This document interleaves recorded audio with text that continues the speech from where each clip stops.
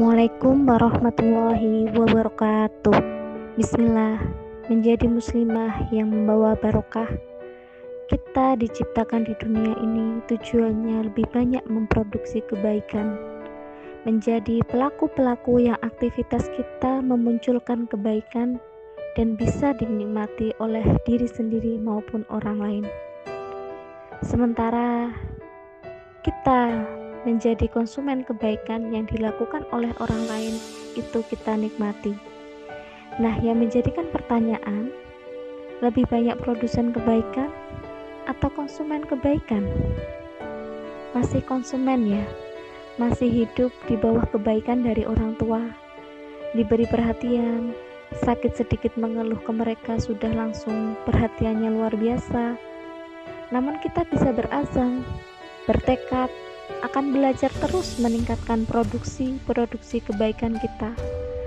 Hasil-hasil kebaikan yang kita lakukan bisa dinikmati diri kita sendiri maupun oleh lingkungan terdekat kita yang semakin lebih luas lagi.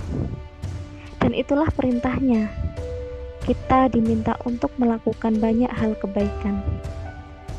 Ayat yang menjadi syiar kita, fastabiqul khairat, berlomba-lombalah dalam kebaikan. Lalu caranya bagaimana memproduksi kebaikan dibandingkan konsumsi kebaikan? Tengok satu hari kemarin, mengkonsumsi kebaikan berapa ya? Memproduksi kebaikan berapa ya? Minta tolong, itu namanya mengkonsumsi kebaikan. Coba kita mulai dari bangun tidur, melakukan keindahan, kerapian dengan bersih-bersih, merapikan segala sesuatu yang ada di rumah, ringan tangan, tolong menolong, itu namanya kita memproduksi kebaikan. Damai, baik, barokah terhadap diri kita sendiri, efeknya akan memancar yang terdekat kita, keluarga kita, lingkungan. Paling tidak positif pada diri sendiri, kita tidak menjadi beban bagi lingkungan sekitarnya. Kalau sudah begitu, berkahan bisa membuncah keluar, ikut mewarnai di sekitar kita. Caranya bagaimana agar kita berkah, baik, damai, dan bahagia? Dalam surat Al-Baqarah ayat 201, wa minhum may yaqulu rabbana atina fid dunya hasanatan wa fil akhirati hasanatan wa qina adzabannar, yang artinya, dan di antara mereka ada yang berdoa, ya Tuhan kami, berilah kami kebaikan di dunia dan kebaikan di akhirat, dan lindungilah kami dari azab neraka. Ketika kita berdoa, berdoalah untuk dunia dan akhirat. Bahagia itu milik semua orang, bukan didominasi oleh orang-orang tertentu, berdarah biru, orang-orang kaya. Semua berhak memiliki rasa bahagia. Ada beberapa hal untuk kita berkah, bahagia, hidup di dunia dan akhirat. Yang pertama, kebutuhan spiritual. Kebutuhan spiritual ini yang paling utama. Ketika kebutuhan itu kita penuhi, maka bahagia dan semua unsur akan terpenuhi. Keyakinan keimanan, kebesaran kekuatan Allah, kemahabesaran Allah, bahwa Allah berkehendak atas segala sesuatu dan mengaturnya. Ru'yah itu menjadi kepegangan kuat dalam hidup. Ketika kita sudah memiliki buhul tali yang kuat, kita memiliki sandaran, tempat kembali, dan ketika itu terpenuhi, maka insya Allah kita akan menjadi lebih tenang, menempatkan posisi diri kita lebih tenang, dan itu akan menjadi berkah. Kebutuhan spiritual menjadi dasar kita menjadi berkah.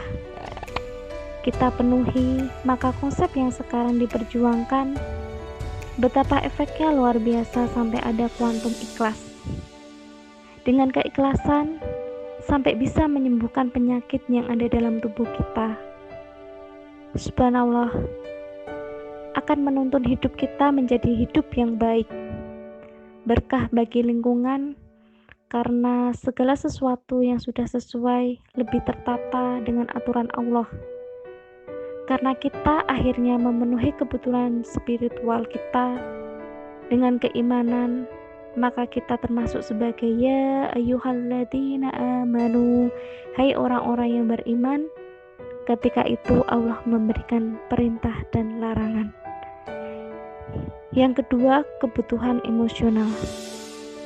Kebutuhan emosional terpenuhi itu sangat manusiawi sekali dan kita merasa butuh, seperti kehangatan dalam keluarga, kesetiaan dalam pertemanan, kepedulian sosial. Kita merasa sangat butuh karena itu menjadi faktor yang sangat luar biasa terhadap kebahagiaan kita. Namun, kita juga harus aktif melakukan sesuai agar bisa terpenuhi. Kehangatan dalam keluarga, merasa disayang, dicinta, itu akan terasa justru kalau kita mendahulunya. Yang ketiga, kebutuhan intelektual. Kebutuhan intelektual bagikan syair Taufik Ismail, perbedaan ilmu dan harta. Ilmu itu terasa ringan dibawa, sementara harta berat untuk dibawa. Ilmulah yang menjaga kita, sementara harta kitalah yang menjaga.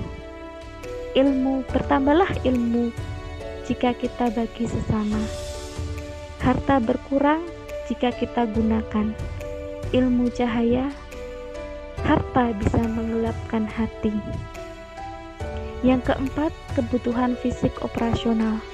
Kita butuh sehat, makan, pangan, sandang, agar tujuannya bisa beroperasional, beraktivitas, melakukan kebaikan.